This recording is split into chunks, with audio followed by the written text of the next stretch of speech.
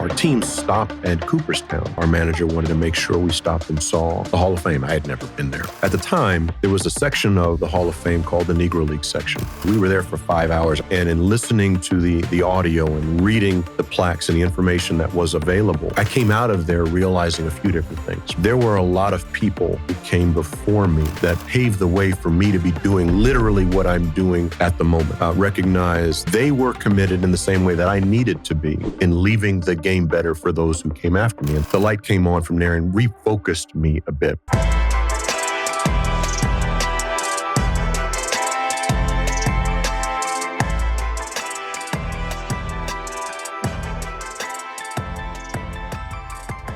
right, so Tony, number one, I can't thank you enough for coming on my podcast. I want to tell everybody a little bit about why you're on here. So when we were in New York, I was meeting with Bruce, and you and I had an opportunity of talking really just about the youth game. Sure. And I shared with you a little bit about what I'm doing. And you said, it's interesting because the Players Association now recognizes the importance of kind of reaching down into the youth. As I think about kind of who you are in the game, I feel like you're kind of the biggest advocate for players today. So I felt like it was perfect to get you on the podcast. But I wanted, before I kind of jump into things, I want to touch a little bit about a book that I read in college. So before I became an agent, I read a book, you're probably familiar with it, called A Whole Different Ball Game by Marvin Miller. Mm-hmm. Marvin obviously was the man who started the MLBPA, yep, along with many players back in 1966, if I'm not mistaken. So this book, and the reason why I bring it up is I feel like whether you're a player and agent today, somebody who has aspirations of maybe getting into the agent business, or even as a player wanting to know, what are we all doing here? I feel like that is such an important book. But you are now, I guess, somebody who has taken the baton from Marvin. And tell everybody a little bit about, obviously you played the game of baseball. And a lot of people, I feel like, may not even know that. Tell people a little bit about kind of your journey through the game as a player and how you got into this position that you are today. Well, thank you for the opportunity to be on. Greatly appreciate being here today. My path is probably not as straight as some others, meaning I was fortunate enough to be a decent athlete in high school, and I was a basketball guy in high school, but perhaps more a baseball guy than the other way around. And I actually was going to college and ended up going to college to play basketball, but at the same time ended up getting drafted for baseball. And so, pretty good, by the way, second overall in the draft, I think, right? Yeah. Right place, right time. But the Tigers who drafted me afforded me an opportunity to go to school and play basketball. So from September 1st until the end of May, I'd go to school and I'd play basketball. And then from June 1st through the end of August, I'd play minor league baseball. And so I did that for the first few years. Back surgery, though, ended up getting me off the hardwood and had me focus in on baseball full time. So basketball is what I thought I was going to be doing. Ended up playing baseball, and I'm grateful for that. But as I mentioned, more a basketball guy than a baseball guy. So I had a lot to learn. Learning wasn't just on the field, though, for me. It was off the field as well. And the light came on for me when I was in short season A-ball in Niagara Falls, New York. And we had an off day. We were playing in Oneonta that next day. And our team stopped at Cooperstown on the way to Oneonta. Our manager wanted to make sure we stopped and saw the Hall of Fame. I had never been there. And so that day, stopped in, and it opened up a whole new world for me. Yes, those are the best players in the game, but at the time, there was a section of the Hall of Fame called the Negro League section. And so it was in that section where we were there for 5 hours. I think I spent 3.5, 4 of them in that section. Wow. There was a history there I just didn't know. And in listening to the audio and reading the plaques and the information that was available, I came out of there realizing a few different things. One was there were a lot of people who came before me that paved the way for me to be doing literally what I'm doing at the moment. But as such, recognize that as a black ball player, I had a responsibility too. They paved the way for me. The things they endured were night and day compared to what it is that I had to work through on my way up. But they were committed in the same way that I needed to be in leaving the game better for those who came after me. And so that visit, that time at the Hall of Fame, in that section, understanding and learning the history of and the reason why I had the opportunity to be doing what I was doing, the light came on from there and refocused me a bit. Not on the field. The on the field stuff was there, but appreciating that there was something bigger going on here that I needed to appreciate, respect, and take hold of as I moved through, Lord willing, the minor league system and played in the big leagues. And so you get to the big leagues in 95, which, I mean, that's right on the heels, or I guess right after the strike was over. Was that a moment that impacted, or I guess created this interest in wanting to be a part of the PA? Or was there another moment during your career that was the introduction, I guess? So it was a combination of that visit that I mentioned to the Hall of Fame and then what you just highlighted. So 94, ironic enough, being drafted in 94 was my first full season because I was always going to school and playing basketball. Right. So I wasn't in spring training. I always grabbed my glove and bat at the end of May, at the end of the school year. And so 94 was my first full year. I started out in AA and ended up having a good year in AA, and I got moved up to AAA. And there were rumblings about me getting called up. And then the strike hit in August of 94. And so when that happened, the veteran guys who were on the major league team were engaging me during that process. And then finished out the year. Then I went home, and at the time I was living in San Diego, and there were former players, or there were active players that were in San Diego who were making sure I had what I needed, that I wasn't scrambling. If I needed to work out, I had a place to work out. If I needed bills that needed to be paid, I had bills that I had the money to do so, making sure I had food on the table, that I was continuing to work. That was all happening in the background while we were on strike for the 232 days that we were.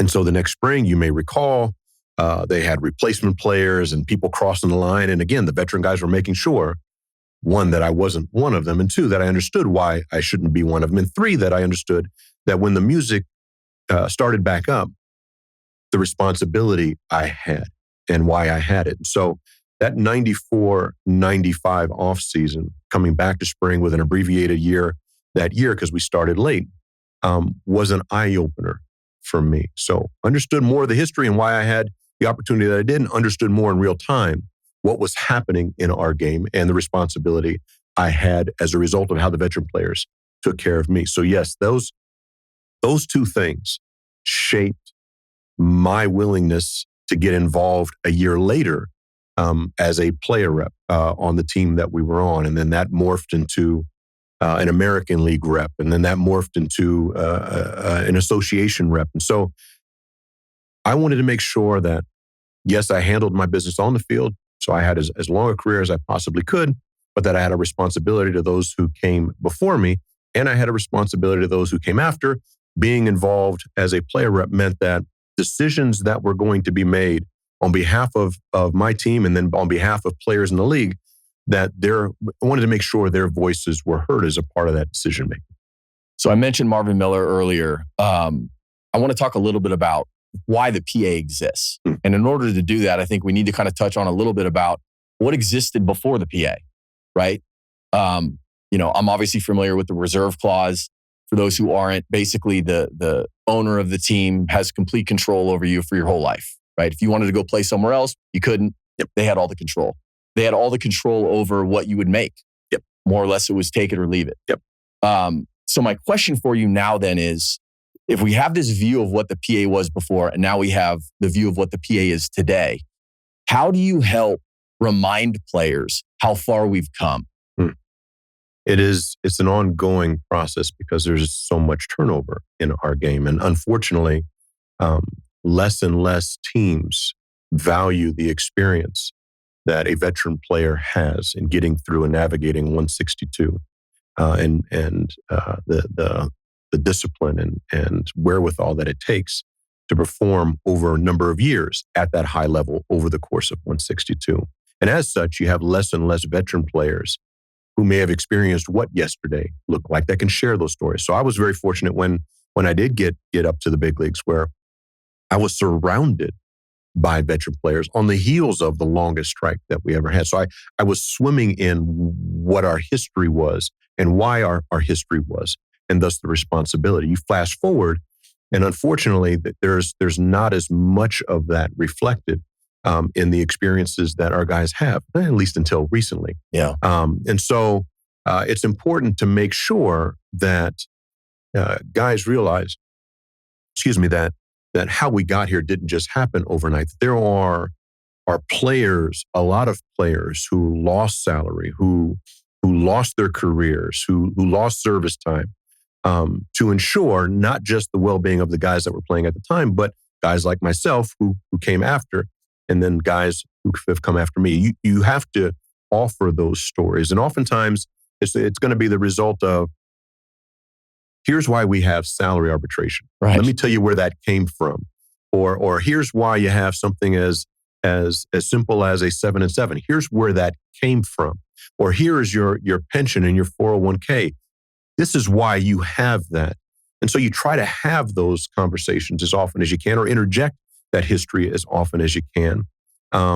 But it's the guys have a day job. The day job now is more complicated than it's ever been. And there's a lot more in the way of distractions that can pull you away from that day job. And so if you're not having conversations before the game, or you're not in the locker room having conversations after the game, or you're not having conversations on the road or on the plane when you're traveling between cities, or if you're not, in the trenches and grinding during the off season where you're in the same place and you can have those conversations, it needs to be interjected in one fashion or another. And so it's a constant trying to ensure that guys understand why we have what we have today, that it didn't magically show up, and that if you're not careful, it will magically disappear. That's right. If you don't have an appreciation and respect for how the cake was made over decades of sacrifice and commitment by the players that came before. So then let's talk about, what is the PA, right? Like, what are the central tenets to the Major League Baseball Players Association? Like, how do you view those things? So the headline there is our responsibility is to protect, defend, and advance the rights and interests of our members. That is what the headline is. There are a lot of different pieces of the puzzle that fall underneath each of those moving pieces. But fundamentally, that's what our job is every day, 365 days a year, 24 hours a day, 7 days a week. And our collective bargaining agreement is the main thing. That will always be the main thing, meaning what we negotiate on behalf of players and alongside players that sits atop their individual player contracts is what's going to govern your careers during the window of time that you're fortunate enough to play. And if an average career is give or take 4 years, a CBA, a collective bargaining agreement, has historically been, at least of the last 30 years or so, a 5-year agreement. That means that agreement is literally covering, on average, most of the players that are going to play during that period of time. And so it becomes very important to make sure that you get that agreement right to ensure that our players are in the best position possible to maximize their value on the field and off the field, and then are in a position to be successful once the music stops on behalf of themselves and on behalf of their families. So what's interesting is I feel like, when we think about the creation of the PA in 66, right? Almost, was it 60 years ago? It was a long time ago. Yep. The game has obviously changed in that time. And I feel like, at least how it feels to me, is the game is becoming much more personalized. Less of a team game, more of a personal game. And so naturally, I feel like the players will start thinking in that manner also. And so I only imagine that one of your challenges must be, how do we create this continual collection of voices so that everybody ultimately is kind of pulling in the right direction? Right. I guess there's not a question there. It's more of just an acknowledgement of, like, I have to imagine that that's a challenge. One of the things that I do want to talk to you though about is, before this, we were talking about kind of the bridge. I brought up a specific story. So a client of mine, Austin Riley, am fortunate enough to represent him. And as I was negotiating his contract, it was really a moment where he said to me, Matt, I want to fully understand, what is this contract, if we agree to it? What is the impact that this contract is going to have? on the players coming after me. And it was a special moment because most of the time players are thinking, hey, if this money is what I think I should sign for, like, let me have the money. And here was a player who was about to agree to a life-changing money, and he was thinking about the players coming after him. How do you handle that, navigating that? How do you remind players of that? What does that look like? Well, we're grateful, to say the least, that Austin is who Austin is. And we have a number of those guys. And I share that to say it's why it's important for Austin in his locker room there in Atlanta to be available to talk to guys and to answer questions about why he does think that and where that comes from. Because it's not an accident, is my assumption. In other words, whether you're top down or bottom up, the game has changed, and the focal points, meaning what's most important, at least to some of the decision makers on the baseball side, highlights the individuality. And so in an industry where players are commoditized, they're commoditized, they're turned into numbers. It's easy to have players focused in on what their specific numbers are. And so when you go to salary arbitration and they spit out a bunch of numbers and you're sitting before an arbitration panel, what your contract is going to be for that upcoming year is largely in part predicated on what the numbers on a piece of paper are. But when you have non-baseball people making baseball decisions, you're only focused in on the numbers. You're not focused in on what I referenced earlier, which is, I know what the numbers say, but how is this guy in the clubhouse? How is this guy in the community? What type of character does this guy have? Over the course of 162, what does that look like? What does it look like over multiple years? What confidence does he have in himself and thus in his ability to not just do his job, but positively affect those that he's surrounded by? A guy like Austin can do all of those things. That's why, not just on the field, he has value that transcends all the crooked numbers that he puts up year in and year out. But the atmosphere that we are in, whether you're a young player who's going through the youth system and is showcase, inherent in the name is you are showcasing your ability, or whether you're at the professional level where you're a number on a piece of paper, and that paper and those numbers are going to dictate in some fashion or another, at least for a number of folks who don't have any concern for the people that are involved here, that's going to determine your value. When that becomes the focus, me, how fast I throw, how far I can hit a ball, and what my exit velo is, and how fast I run, well, then those are the only things that matter. Well, we're a team sport played by people and humans, and so it can't just be about the data point. And so you're constantly having to engage and remind guys, because it's no longer inherent, that they're a part of something that's bigger to them, and they are a proverbial link of the chain that goes back 150 years, and that, Lord willing, will move forward in 150 years, where just like I have on my bracelet, 14,372, I was the 14,372nd player that was drafted, or that got to the big leagues. Big leagues. And so for me, it was a reminder, until a couple of years ago, by the way. Now I'm 16,766, which was fine by me, but that number changed. Right. But it was reflective of me, of the responsibility I have to 14,371. That's great. And 14,373. We are connected here. And so you try to get that as a part of the conversation, to realize, yes, you have to do your job. And yes, at the end of the day, based on how well you do your job, that is going to be considered in what it is that you make. But it's much bigger than that. So I want to pause for a moment, because I think what you just said is profound. I'm sure people are listening to this and they're thinking to themselves, like, why should, my son's 16 years old. This is so far away. God willing, if we get drafted, we'll start to care. God willing, if he gets to the big leagues, we'll start to care. What do you say to that mom or dad who doesn't really think that this should be something that they think about?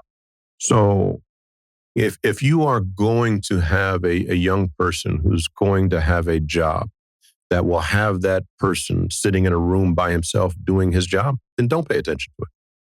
But my guess is the vast majority of people who are in the workplace aren't going to have a job that's solely predicated on how well they do. It's going to rely on others. And as a result of needing to rely on others to make the most of that role and to bring the most value to the organization that you're running or that you're working for, meaning workplace, not organization, baseball-wise or other sports. But wherever it is that you are working, you are going to be connected to somebody that has to be committed to the same thing that you are in order for the success to be as high as it possibly can be in the role that you have. And so unless you are going to be on an island by yourself for the next 60 years, you need to pay attention to how what you do affects others and how what others do is going to affect you, all with an eye on trying to be the best versions of yourself on behalf of the whole. So it may not make a whole lot of sense early on, but each conversation I've ever had with a parent suggests that when you talk about the importance of the team and you talk about the importance of understanding why your young person has the opportunity that they have, when you talk to those parents about the things they need to pay attention to versus the things that they don't, there's a lot of misinformation out there. And it's a big part of the reason why for us, I mentioned earlier, our job is literally to protect, defend, and advance the rights and interests of our players. Well, by extension, that takes all the politics out of it. There's no politics involved in any of that. Right. What is it that is going to put us in the best position to protect, defend, and then advance the well-being and initiatives of our players? What is that? Well, in doing so, connecting with mom and dad who are trying to find their way into professional ball, we're offering them the same thing, devoid of politics, devoid of whatever else can come alongside it. It is, keep this in mind because we are concerned about making sure your young person is in the best position possible to play as long as they possibly can and be as successful as they possibly can. The reason why I think it's so important that you're here talking about this is because you played in the big leagues. Pretty good player, by the way. Appreciate it. You're now running the MLBPA. You had a son who played travel baseball and showcase baseball. And so you're somebody who, it doesn't matter who you are out there. If you have somebody who you know, a son, you are a player yourself, you can speak to that experience. Yep. So if you were talking to a 17-year-old kid today who wants to get drafted and thinks he's going to get drafted this year, what is one thing that you would want him to know? And you could tell us something from the director of the PA, you could tell us something from the player's perspective or even the dad's perspective. It's interesting you teed up the question like that because those are different perspectives, although they all kind of feed each other. So as executive director of the Major League Baseball Players Association, I would simply introduce myself and offer what it is that we do. And at the point in time, you young person are drafted or you sign your first professional contract with affiliated ball, we are the ones alongside your individual agents that are going to be there providing support to you throughout the course of your career, regardless of what team you're on. And regardless of whether you went 0 for 4 or 4 for 4, our commitment to you doesn't change. So as executive director, I would offer that. And then if I saw the eye tinkle or twinkle, I may offer some more in regards to the history. As a former player, I would offer to you or offer to that young person that the road to reach your goal isn't necessarily a straight one, but your commitment to maximizing the opportunity that you have needs to be. And so, being away from home sometimes for the first time, or being in minor league ball and the challenges that are associated with it, all of that needs to be kept in perspective against the backdrop of the work that you need to do to put yourself in the best position possible to be successful. And oh, by the way, no matter how long you play, and Lord willing, you'll play a long time, the music's going to stop and you're going to be out of the game far longer than you were in it. And so I share with young people that I was fortunate to play in the big leagues for 15 seasons. I got kicked out of the other side at 37. Lord willing, there's a lot of life after that. But I say that to say, even if you play a long time, there's a lot of life after that. And so equipping yourself to be the CEO of your own career is going to be important. Yes, the baseball can be the main thing, but at the end of the day, you need to equip yourself to be successful at life on the field, off the field, and then definitely once your career is over with. And we're there to help you. Tony, to help the players understand, and maybe this could be even speaking to players playing professional baseball, that I help the players understand, like, I've had the opportunity, obviously we had a great conversation before this, but really understanding how much you care. Help share like the weight that you carry trying to, bring along these players and truly wanting to set everybody up for success. I owe everything to the game of baseball. I owe everything that my family has enjoyed and has experienced to the game of baseball. Being drafted as a 17-year-old and now being older, baseball is all I've known. I will do anything and everything to protect it because of what it means to me and what it means to my family. And as a player, as a former player, being committed to the well-being of those that come after me is important to me. Every time somebody signs a contract that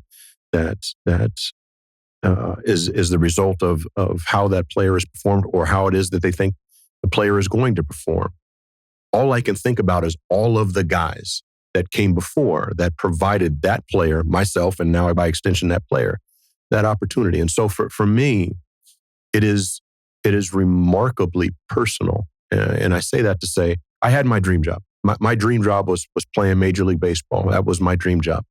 And so it's devoid of, as I referenced earlier, it's devoid of politics. It's devoid of all the fluff. It's devoid of all of that. And truly is what is going to put our players in the best position possible to realize whatever it is their career is going to look like. And then, oh, by the way, in a world where baseball marriages end in divorce at an 80+% clip, how can we put our guys in a position and their families in a position to be the best versions of themselves when they're done, to protect the integrity of the whole? And so in doing so, this is a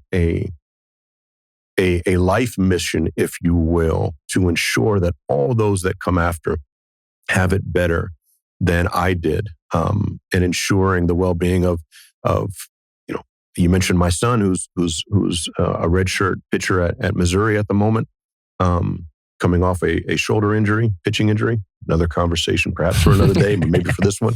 And so, just ensuring that the next generation too, all the way down the chain. I wake up thinking about how best to serve the guys. I go to sleep thinking about how best to serve the guys, making sure that we have the experience and expertise on staff that's committed to the same thing. All again with the hope that whenever the music stops again for me in this chapter, can look back and know that the advances that we've made as an organization, as we've made as a player group, and that each next generation that's come after, much like the foundation that was laid by Marvin, we've continued to build on that in a way that our guys and our organization are in good hands.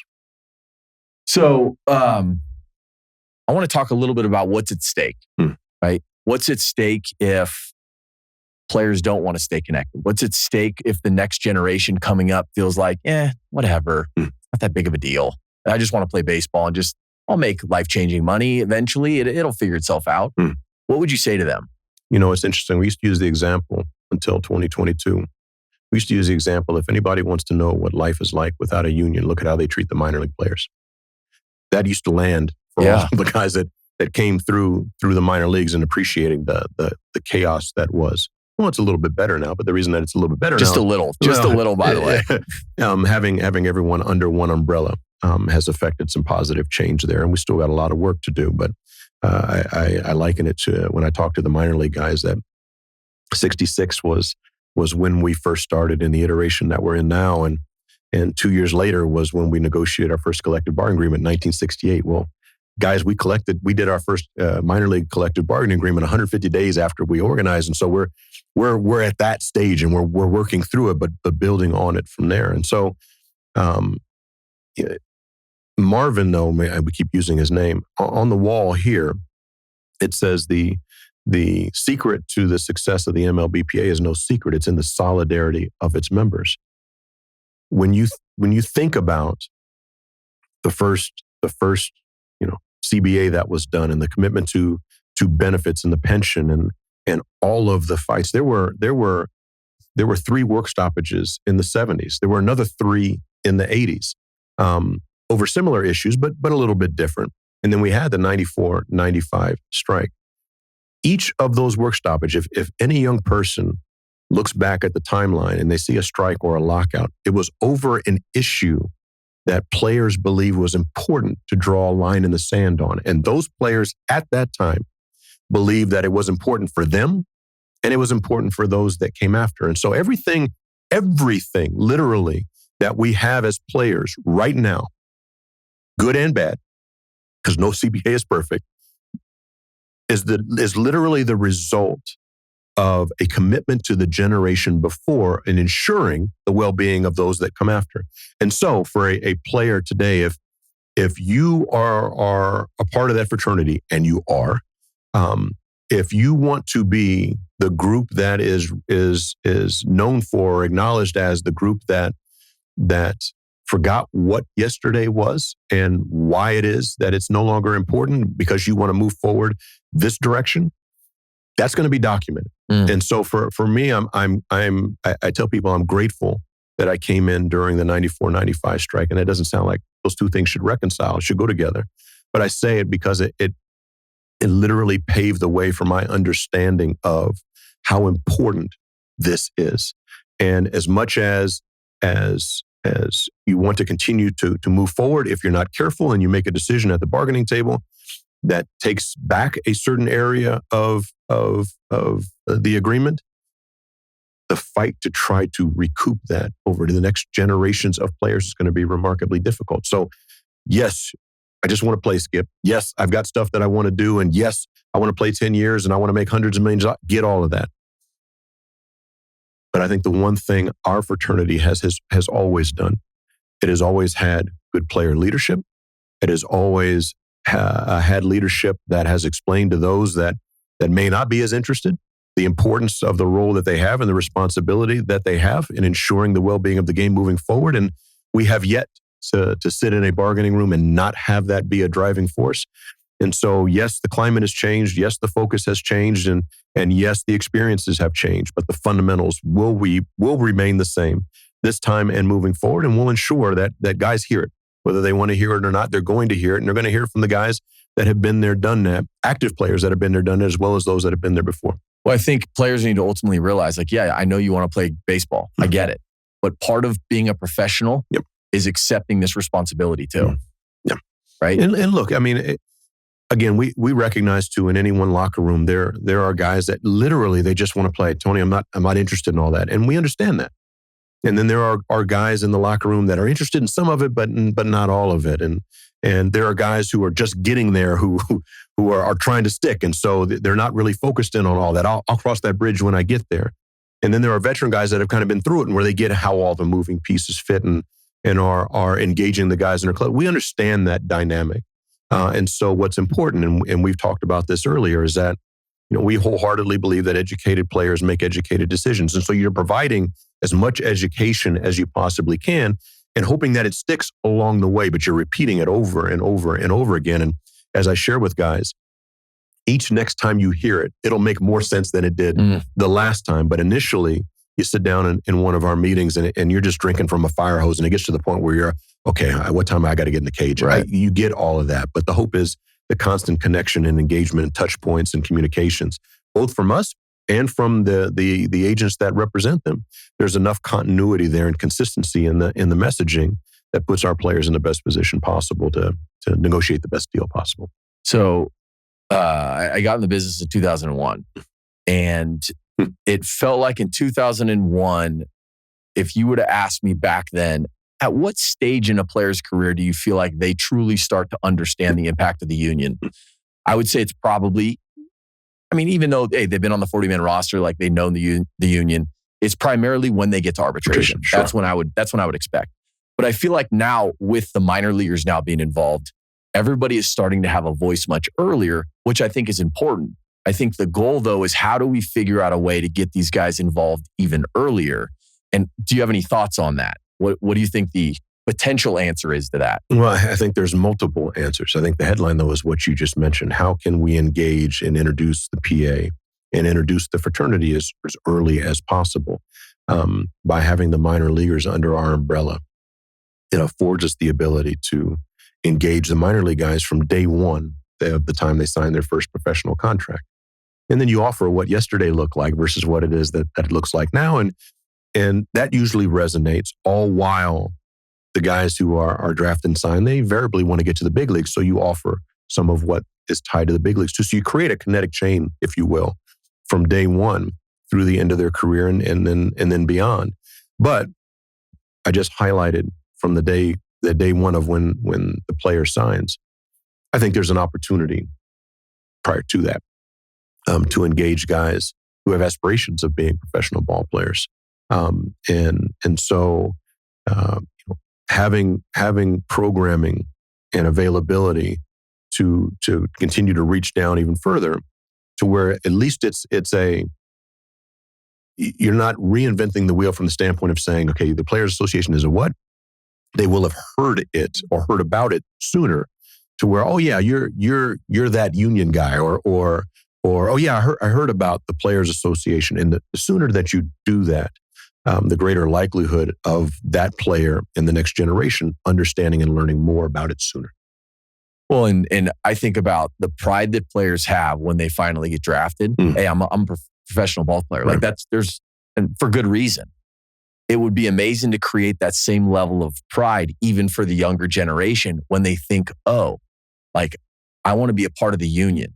And I know everybody wants to get drafted and everybody wants to get to the big leagues, but you want to be a part of the union, right? That would be a great goal, I feel like.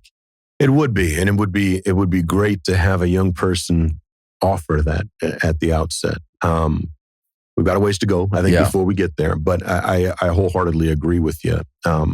But a lot of that, again, is going to be education and engagement. You just said it, education. I totally agree with you. It's crucial for the guys. And again, it's hard and it's becoming harder when, I was a young kid and I was a young kid who was trying to play in the big leagues or in the NBA perhaps at the time. And I understood that was my focus. I wasn't really focused in on anything else. And I told you it was later that I started to connect the dots as I heard more and read more.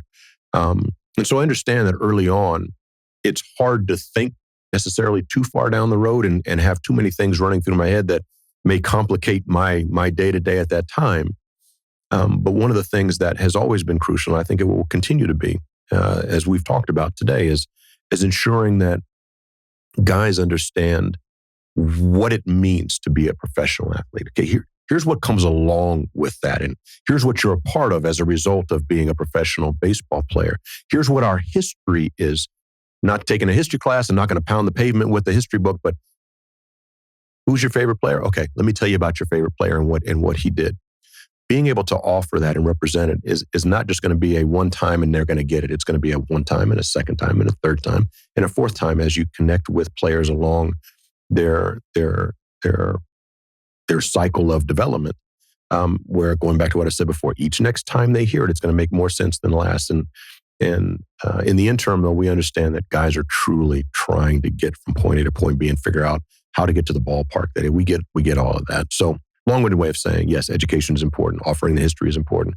Having it being told by guys that have been there, done that is always going to be important. Yeah.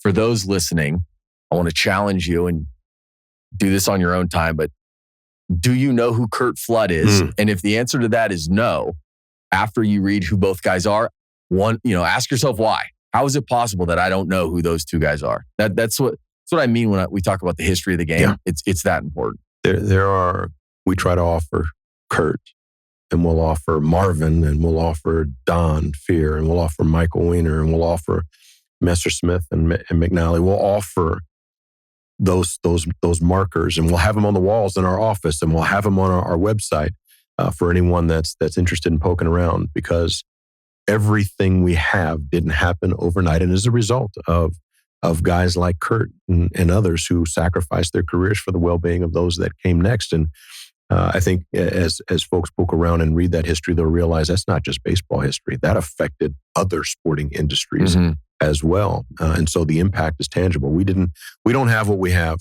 because of the kindness of those that we sit across from at the table. It is truly against the backdrop of those who paved the way for us. And so you try to tell those stories as often as you can. What are your thoughts on the changes that we're seeing in youth sports right now with NIL and things like that? It's obviously overwhelming, I know, for a lot of these families and these kids. How do you view that, the change? Change is inevitable, good, bad, or indifferent. I think that what's important is for mom and dad to have a resource they can go to get an answer to a question that they have, or their young player having a resource that they can go to get an answer to the question that they have. And more often than not, unfortunately, whoever's the closest is the one that they ask. And it's not an indictment of whoever those individuals may be, but there may be a reason that their answer is whatever their answer is. And so with all the changes and with all the challenges and the complications that are now associated with it, it's hard to separate fact from fiction and to differentiate between what answer may be more self-serving for that individual and or whether or not that answer is going to be personally for the well-being of their athlete or that parent. And that's why I think it's not just important, but it's crucial for us to do something that we've never done before, which is be a resource as early as we possibly can. And eventually these young people are going to play professionally. A number of them are going to play professionally. But at the very least, they're going to be fans of the game, or we want them to be fans of the game whenever their playing career stops. And I think, unfortunately, with NIL and with social media and all the great things that those things can bring with them, the truth is we're not allowing kids to be kids very, very long anymore. Mm-hmm. And unfortunately, mom and dad are a part of the equation from the standpoint it becomes more of a business and a destination than a goal and a journey.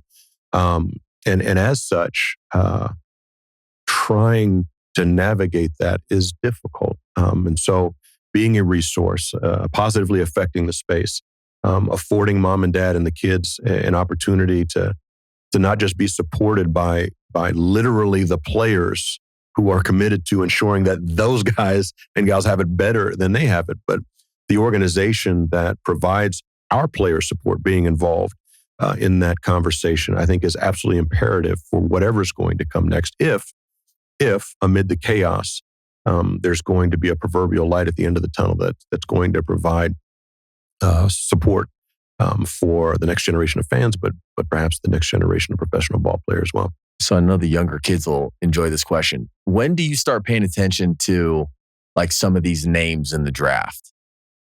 Well, I mentioned earlier my son who is playing, and who's been in the development system. I keep saying development, although it's not much about development anymore. Another conversation, perhaps, for another day. But when we wrapped the minor leaguers in, it became a part of our DNA to keep an eye on the next generation and to make sure that we're tracking it. And obviously, we negotiate over the draft, so we negotiate over the entry system by which these players are going to enter. And and so making sure that we understand who's coming next and where those kids are from and who they are connected to and what their experience was like. All of that's going to affect on the field and off the field what their careers look like. Okay, so us knowing and appreciating on some level who that next generation is important. And so again, we're reaching down further and further and pay a lot more attention now to kids, particularly once they get into high school and get to a point where they're knocking on that door. If you were going to create a business of baseball class and you were going to be the teacher, professor, are there a few, like what are the top line things that you would want to make sure that are in that class that you're teaching? Oof.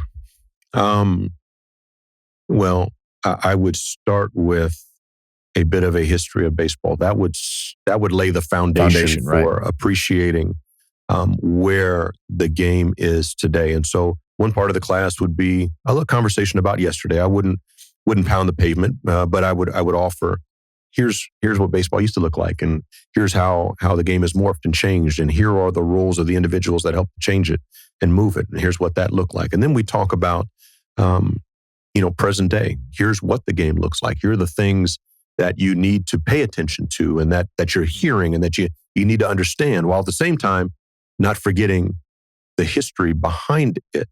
And so, yes, Today's conversation is about XYZ. Yesterday's conversation was about ABC, but they're all connected. So understand yesterday and be able to speak today's language is going to put you in the best position possible to understand what tomorrow might look like. And so if I was teaching a course on baseball, I would talk about yesterday, I would talk about today, and I would talk about tomorrow, all against the backdrop of appreciating the players, the people, and the characters that support our game and have created what it is that we see today, because it's too easy to just get caught up in the numbers or to just treat a player and the contributions that he made on the field or she made off the field according to the numbers, the end all be all, and it's not. We're in the people business, always have been and will always be. So I have a few more questions left that are more rapid fire, but is there anything that you want to talk about that we haven't touched on? No, I think the game is in a good place. We have our challenges. We're working through those, and our hope is that we can continue to, against the backdrop of keeping the train on the tracks and moving forward in a way that's beneficial. Unfortunately, it takes two to tango in that regard, and so we'll work through that. Having said that, I think we are literally at a place where we've reached a bit of a tipping point in our industry, not at the major league level necessarily, not at the minor league level necessarily, but at the amateur level, both in youth as well as high school and college, where I think the pendulum has swung a little bit too far. And I mentioned development earlier. We've gotten away from development. There are those that are committed to it and are committed to the well-being holistically of the young person that's on the baseball field or softball field.